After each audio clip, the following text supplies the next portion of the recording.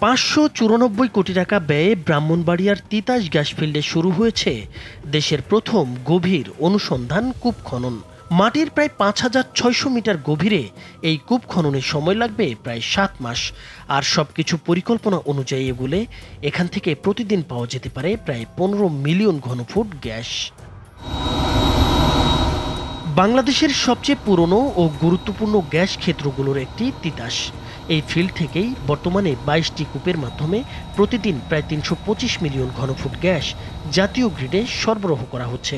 তবে দীর্ঘদিন ধরে গ্যাস উত্তোলনের ফলে এই ফিল্ডের বেশিরভাগ কূপেই চাপ ও মজুত কমে এসেছে, ফলে স্বাভাবিকভাবেই কমছে উৎপাদন। এই পরিস্থিতিতে নতুন গ্যাসের উৎস খুঁজছে Bangladesh gas fields company limited বা বিজিএফসিএল। সাম্প্রতিক 3D সাইসমিক জরিপে ব্রাহ্মণবাড়িয়ায় সম্ভাব্য গ্যাসের অবস্থান এরই মধ্যে নিশ্চিত করা গেছে।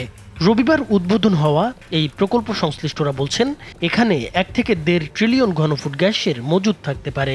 15 মিলিয়ন ঘনফুট হারে দৈনিক 15 মিলিয়ন ঘনফুট হারে গ্যাস আমরা আশা করছি এখান থেকে। এখানে যে টার্গেট, এখানে যে 3D সাইসমিক রিপোর্ট এবং অন্যান্য সমস্ত রিপোর্টের প্রেক্ষিতে আমাদের এই টার্গেট। এই জরিপের ফলেই তিতাস ও বাখরাবাদ গ্যাস ফিল্ডে দুটি গভীর অনুসন্ধান কূপ খননের সিদ্ধান্ত নেওয়া হয়, যার মোট ব্যয় ধরা হয়েছে 594 কোটি টাকা। কূপটি খননের কাজ করছে চীনা ঠিকাদারি প্রতিষ্ঠান সিসিডিসি। জ্বালানিতে আমদানি নির্ভরতা কমাতে বর্তমান সরকার এবং আমরা সবাই পেট্রোবাংলা এবং জ্বালানি খাতের সবাই আমরা চেষ্টা করছি আমদানি নির্ভরতা কমিয়ে দেশীয় গ্যাস উৎপাদন বৃদ্ধিতে। এখন পর্যন্ত যতগুলো কূপ খনন করা হচ্ছে তার মধ্যে সবই হচ্ছে আপনার 3500 থেকে 4000 মিটার গভীর। আপনারা জানেন এই প্রথম একটা প্রকল্প করা হচ্ছে যেটাকে আমরা বলছি ডিপ ড্রিলিং বা গভীর কূপ খনন প্রকল্প, যেখানে বিজিএফসিএল এর আওতাধীন তিতাস 31 এবং বাখরাবাদ 11 নামে দুটো কূপ আছে, যেটার প্রথমটা তিতাস 31 আজকে খনন করা শুরু হচ্ছে। তিতাসের নতুন এই কূপটি খনন করা হচ্ছে প্রায় 5600 মিটার গভীরে, যা দেশের জন্য একটি নতুন অভিজ্ঞতা, কারণ এর আগে এত গভীরে গ্যাস অনুসন্ধানের কাজ বাংলাদেশে হয়নি। মধ্যপ্রাচ্যের যুদ্ধের প্রেক্ষাপটে দেশীয় গ্যাসের যে গুরুত্ব সেটা আমাদের সামনে অনেক বেশি করে গুরুত্ব পাচ্ছে।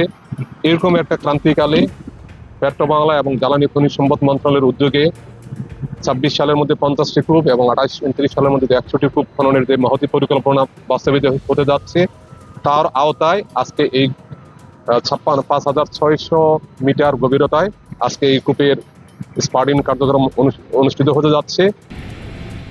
পুরো কাজে নানান প্রযুক্তিগত জটিলতা এবং চ্যালেঞ্জ থাকলেও সংশ্লিষ্টরা আশাবাদী সফলভাবে কাজটি শেষ করা সম্ভব হবে। এটি সফল হলে তিতাস গ্যাস ফিল্ডে আরও 7টি নতুন কূপ খননের পরিকল্পনা রয়েছে, যেখান থেকে প্রতিদিন পাওয়া যেতে পারে প্রায় 15 মিলিয়ন ঘনফুট গ্যাস। নাইমুর হোসেন, মাছরাঙ্গা নিউজ শো।